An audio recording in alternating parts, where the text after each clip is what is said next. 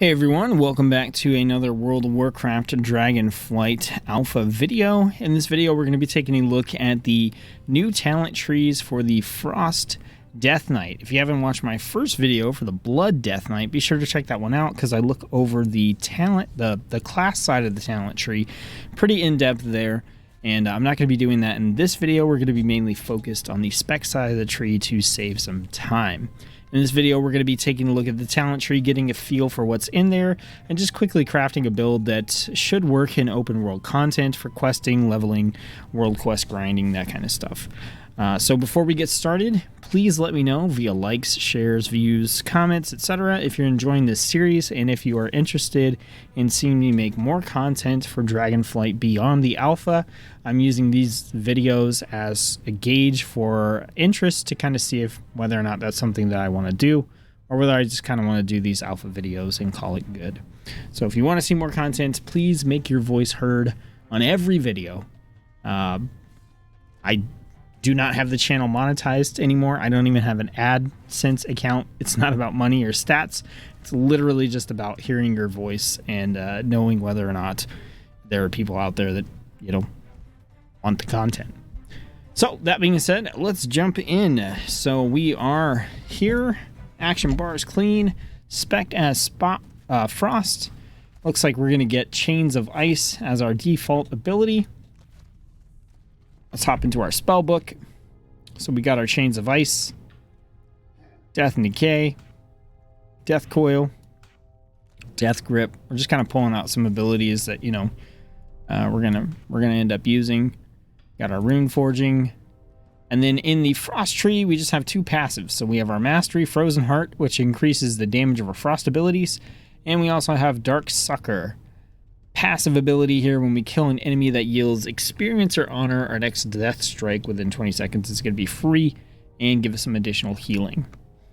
So let's jump in and take a look at the talent tree. As we go through this, I'm not going to be explaining and reading out every single ability and passive in detail. I'm just going to kind of assume you have a working knowledge of Death Knights, and anything, you know, super in-depth in detail is going to be saved for later videos. So that being said, I already know that this left side over here has a bunch of the stuff that I like to use in my Frost builds, so we're probably going to go there. We do have a couple of important abilities to pick up along the way, including getting our Death's Advance and possibly our Wraith Walk. We'll see. Also, getting our Cleaving Strikes here for our Death and Decay is usually pretty important in order to have some AoE viability within our builds. So as of right now, we don't really have anything going on. we got nothing. We build up Runing Strike power and we spend it on Death Coil. Did I miss our Death Strike? Do we not even have Death Strike in here now? We don't. We don't. Where do we get that from? That is a good question. Where do we get Death Strike as a Frost DK? It's not in this tree over here. Seriously, did I miss it? That feels like a pretty big oversight. How are we going to have a passive for Death Strike? Okay. Maybe we'll find it over in the Frost tree. I'm not, like, seeing it at a glance here. Yeah. Okay. That's interesting for sure. We probably want to get Death's Reach too. So, oh, it's right here. I'm an idiot. Death Strike. Okay, so we want that. We're going to get Anti-Magic Shell. We're going to get Death's Advance. And I think we're actually just going to go Avoidance and then come over here and grab our Death's Reach passive here and call it good on this side of the tree. We're probably good here unless we want to go down to Wraith Walk. So we're going to go ahead and pick up Permafrost. We'll pick up Icebound Fortitude for a defensive. Then we're going to pick up Leech. And then we're going to follow this down and get our Critical Strike. We're going to get our Icebound Fortitude reduction. This is kind of like whatever we want to do here. I'm going to do the chance to instantly reset. We're going to grab Strength. We're going to pick up our Death Reach passive. We got 7 more points that we need to spend in here.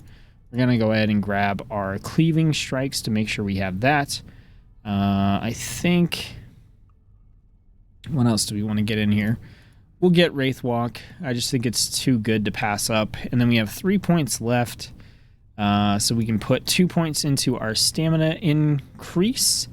And what else do we want?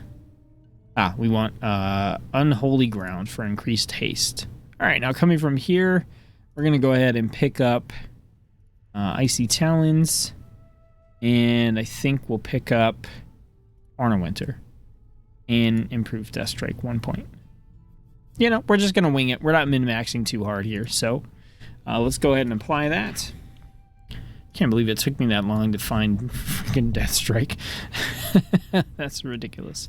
All right, Horner Winter. We've got our Mind Freeze Interrupt. We got our defensive here. We got Death's Advance. Our little Ghoul here. Anti-Magic Shell that we'll never use. Anti-Magic Zone that we'll never use. So as of right now, the game plan is to Rune Strike and then Death Strike. Pretty boring stuff. So let's get into the actual Frost talent tree and take a look in here and start building some stuff out. So first thing we're going to do is take a look at the active abilities we can pick up, which are the ones in the boxes here. Then we're going to look at any choices that we can make, which are the boxes with the little arrows here. And then as we go, we'll look at the passives, which are the circle nodes. As we create our build. So we're going to have to get Runic Strike for sure. So this is going to be a Runic Spender for us. As we go through this, I'm not sure if I said this. I've been saying it a lot lately. I'm going to assume you've got working knowledge of Death Knights. I think I said that already. But we've got our Frost Strike here, which is our Runic Power Spender. It's the one that we're going to use instead of Death Strike. We're really only going to use Death Strike to heal ourselves up after we kill something using our passive, Dark Sucker, or, you know, if we're in the middle of a fight and we need healing, then we can use Death Strike for that. We're going to pick up both Howling Blast and Obliterate. The closer the abilities are to the top of the tree, the more important they are to the build as a whole. And usually as you get down further into the tree, that's where you can really make some choices based on how you want to build out your kit.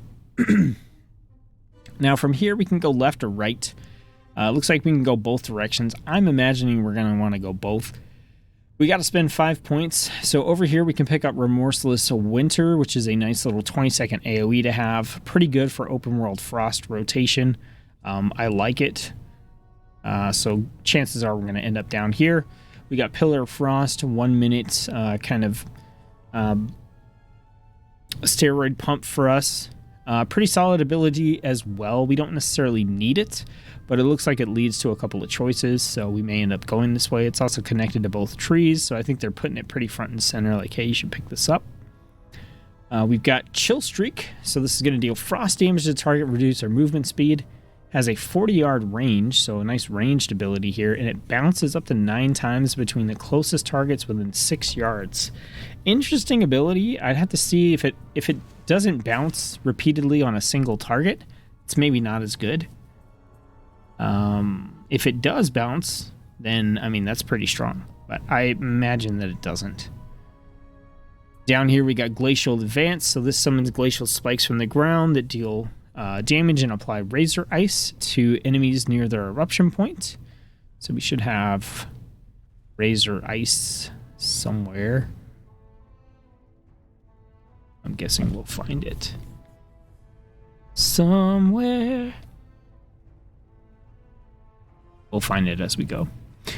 And then we have Frost Scythe, which is an ability I really like. It's a nice AoE rune spender. It's an alternative to Obliterate. Got Frostworm's Fury. This is the big dragon summoning ability on a 3-minute cooldown. Super cool, super too slow for open world content, so I don't think I'm too worried about it. And then we have Breath of Sindragosa. 2-minute cooldown, burns up our runic power. I'm honestly not a huge fan of this one either for open world content, but it's here, and we may end up picking it up. So, based on this, not really seeing anything that draws me in except for maybe Frost Scythe. I like that availability of the AoE version of Obliterate. So let's check out our choices. So right here we've got Rage of the Frozen Champion. Obliterate has a 15% increased chance to trigger Rime and Howling Blast and generates runic power. That's good. Obliterate deals increased damage and has 12% chance to refund runes. Okay, we've got Cold Heart. This is the one that makes our Chains of Ice deal damage. It just builds up and builds up and builds up, and then we can hit somebody really hard with it. We've got Inexorable Assault. So every 8 seconds we get this, and Obliterate consumes a stack of this to deal additional damage. We got Frozen Pulse. While we have fewer than 3 runes, our auto attacks radiate cold, dealing AoE damage. Or Avalanche, casting Howling Blast with Rime causes icicles to fall on the enemy and nearby targets, dealing damage. Then we have Enduring Chill. Chill Streak's bounce is increased by 2 yards, and each time it bounces, it has a 20% chance to increase the maximum number of bounces by 1. That's pretty interesting. Enemies suffer 5% increased damage from Chill Streak each time they are struck by it. Maybe it will bounce between a single target. I'm not sure. Like, that really would determine whether or not I pick this up and put any points in any of this. And then down here we have Ice Cap. Frost Strike and Obliterate critical strikes reduce the remaining cooldown of Pillar of Frost by 4 seconds. Or Obliteration, while Pillar of Frost is active, Frost Strike and Howling Blast always grant Killing Machine and have a chance to generate a rune. So Frost, I feel like a lot of time is all in the build and how you want to play it. So it's a little bit harder, I think, to just kind of build out something on the fly, right? Because things like reducing the cooldown here, or having the chance to generate this stuff automatically, or over here, you know, the 15% increased chance, the more runes. It's like, do we want runes or runic power? Do we, you know, need this extra amount of cooldown reduction in order to, you know, make a window work for a particular ability or rotation we want to use? It gets a little weird with Frost, and I kind of like that. I feel like it's a little more mathy. But for right now, we're just going to kind of roll with it. So let's see where the passives take us. Auto attack critical strikes have a chance to make your next Obliterate critically strike. Yes, we want the shiny button. Increase your maximum runic power by 2, basically. Alternative would be to increase Frost Strike damage by 20%. I feel like I probably want to do that. Obliterate is a chance to make your next talent. Yes, we absolutely want that. We're going to grab that. We're going to grab Remorseless Winter. We are on to the second tier. Increase Howling Blast damage. Okay, that's cool. Over here, what do we have? Frost Strike increases our strength. Obliterate damage increases. Alright, we got Pillar of Frost. We'll grab that. So if we take this chunk over here, we've got the weird bouncy Chill Streak, which I still don't know how that really works. So I think... can we... Let's see if we can try that ability out, actually. So what we want to do is, we already know it's going to bounce between targets. I want like a single target. It's a single target all by its lonesome. Yeah, this one. Alright, so... we need runic power. So we're going to want to spend runes in order to do that. We're just going to get enough to use this. Okay. Nope, it hits 1 time if there's only 1 target. So that makes that a little less appealing to me. That's probably like a fun thing to use in a dungeon. Or if you're going to do multi-mob pulls all the time, which you may. But I prefer to not build into something like that where it's like, hey, you don't get any of the potential of this ability unless you definitely have multiple enemies. Like, even just 2 enemies, it sounds like it'll bounce multiple times between the 2 of them, which is fine. So this is one we'd get out in open world content and we'd test it out and try it and see, like, hey, do we want to bring this? Like, and just always pull 2 things to make sure when we pop this, it does a bunch of damage. It's also got a 45-second cooldown, so we're probably not doing it every single pull. So yeah, I mean, it just kind of depends. We'd have to check it out. You know, like this plus piercing chill could be pretty sick. You know what? Let's actually let's throw this out on here.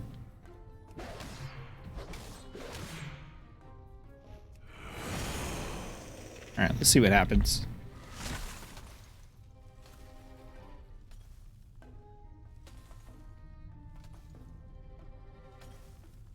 It's kind of a slow jump.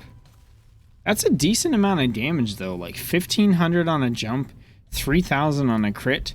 That's pretty solid damage, actually. I've been trying to pay attention to the numbers that we're seeing here as we go through and test these builds, and that's really not bad for something you just toss off one time.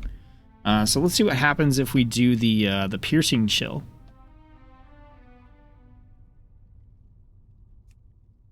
I don't normally stop to test abilities during this, but I feel like we kind of have to since this is such an odd ability.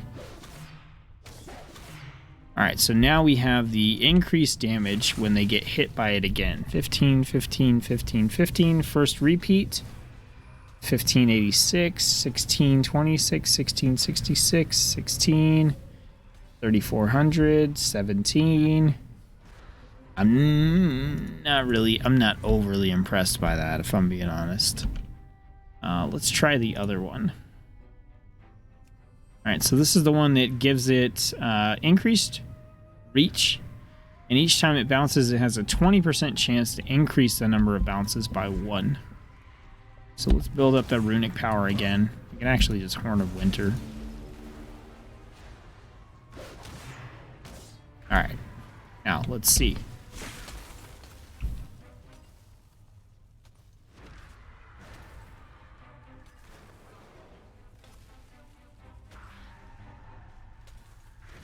I'm not counting these at all.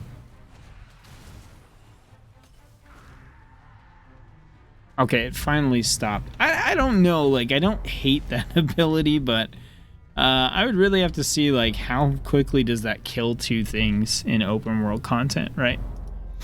So where were we? Okay, so alternatively, we can go this direction. Increase damage of Remorseless Winter, which I think is pretty good. The first time it deals damage to 3 different enemies, we gain Rhyme, which is also really good. It'll make our Howling Blast consume no runes, which is fantastic. And then here, each rune spent during Remorseless Winter increases its damage by 10% and extends its duration by 0.5 seconds. I like all that. I like popping Remorseless Winter basically at the beginning of the fight.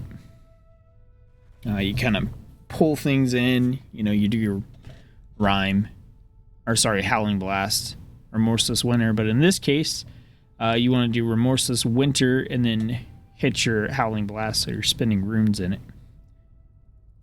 Empower Rune Weapon gains an additional charge. Then we have Frost Scythe, which we can pick up. Over here, we've got Pillar Frost summons a Frost Whelp who breathes on all enemies within 40 yards in front of you for frost damage. Each unique enemy hit grants you mastery. I mean, interesting, but eh. When Pillar Frost expires, your strength is increased by 5%. This lasts 2 seconds longer for each Obliterate and Frost Scythe. Critical Strike during Pillar of Frost. I don't love that. I don't love, like, having to hit certain things during a buff to maximize. Like, that's a little too min-maxy for me. Over here, we got the Obliterate damage. We've got the Obliterate also deals frost damage. We've got Consuming the Killing Machine effect has a chance to grant you a rune. Wielding a two-headed weapon increases Obliterate damage by 30%, and your auto attacks. Critical strikes always grant Killing Machine. Alright. Down here on the bottom, Consuming Killing Machine grants a 10% critical strike chance for 10 seconds. Okay, at 5 stacks, we're going to consume the stacks and give us 10% increased frost damage. Frost Strike has a chance on critical strikes of granting Killing Machine. And then here we got Remorseless Winter deals 2% increased damage to enemies it hits, stacking up to 10 times. Frost Fever critical strikes increase the chance to grant runic power. And Breath of Sindragosa. So we have 14 points available. I feel like I want to go deep enough to get the improvements to Remorseless Winter here. I'm not sure. We may want to get this trio, but I'm not 100% sure. I think outside of that, we probably go over to this side. I don't know if we need the increased runic power or not. That's something I would need to test for. But I think we go Frost Strike, Obliterate damage. We go here. We pick this up if we're wielding a two-hander. Consuming Killing Machine, we're good there. So now we do have a couple of points. So we could put one in here to be able to pop Frost Scythe and or Everfrost immediately if we wanted to. Or we can come back and get some of these choices. So we've got fewer than 3 full runes, auto attacks, radiate. Howling Blast with Rhyme active causes icicles to fall. Obliterate can consume stacks to deal additional frost damage. The Chains of Ice ability. I think we want to boost Obliterate here. And then we need one more point. Let's go for the two-hander for right now.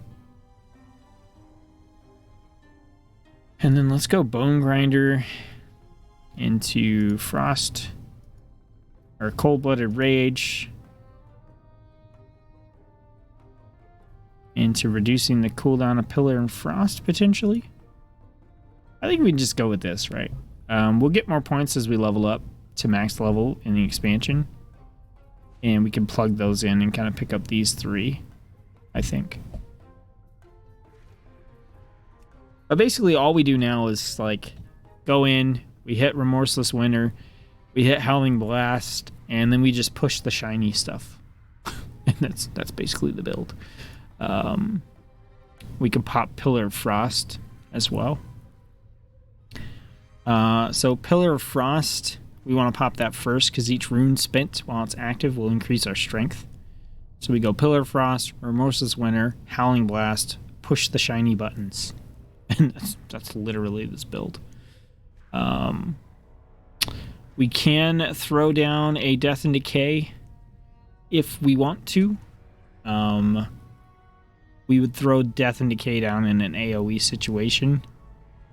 The reason I say if we want to is because if we're going to do Pillar of Frost, Remorseless Winter, Howling Blast, Death and Decay, it's a lot to set. It's like 4 things to set up before you really start getting into your rotation. But we'll see how it feels.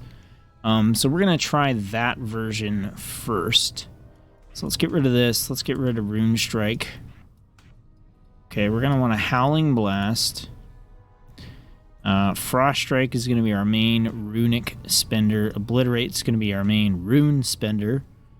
We're not going to use Death Coil. We're going to have Pillar of Frost. And so, yeah. So here's what we're going to do. Okay, we're going to hit Pillar of Frost. We're going to hit Remorseless Winter, Death and Decay, Howling Blast, push the shiny stuff, and then we're going to see if that's like way too much setup. Alright. So, here, here, here, here. Alright. Then we're just going to start pushing the shiny stuff. If we don't have shiny stuff, we're basically hitting Frost Strike or Obliterate.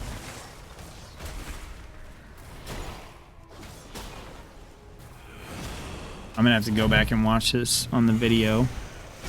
As of right now, I'm mostly just paying attention to the rotation. Alright, let's pop this again, throw this out. Alright, we want to pop Remorseless Winter again.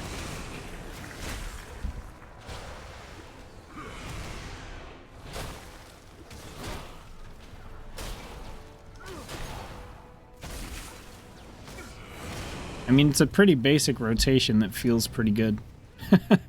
I wasn't paying attention to like how hard it was slapping things though, so I'm gonna go back and like maybe not do this rotation quite as well, but I want to look at some of the numbers. All right, we'll wait till we have our Pillar of Frost. Actually, let's do a quick rotation without it, right? So it would be 4 into 5 into this into this. Those are some spicy numbers.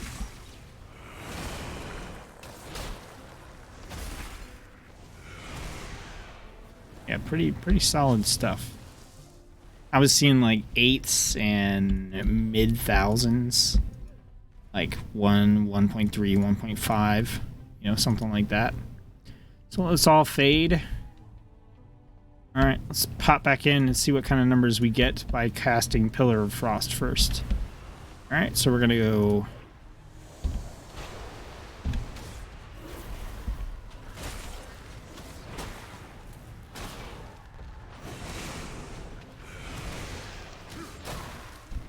Not noticing like a huge difference. Definitely would have to test this out. That's a 3.1k hit on Obliteration. That's spicy. We're getting some pretty nice crits on Howling Blast too.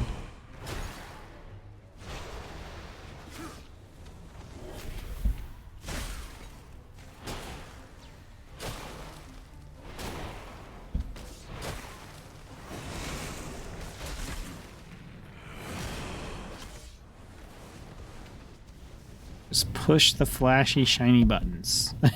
that's what I love about Frost. It's literally like the disco ball build. So I mean that seems pretty solid. Like I said, I feel like Frost gets a little more mathy, a little more complicated. And I would probably test like 7 different builds with Frost to see which one I really liked. But that's something I like about it. So, you know, I think this will do for now. This will do for the test to go out and into open world content and give this a whirl and just see how it does, which we'll be doing in a later video. So let me know what you think about the talent tree and the video in general. Thanks for watching the video. I hope you liked it. Hope you enjoyed it. And I will see you on the next one.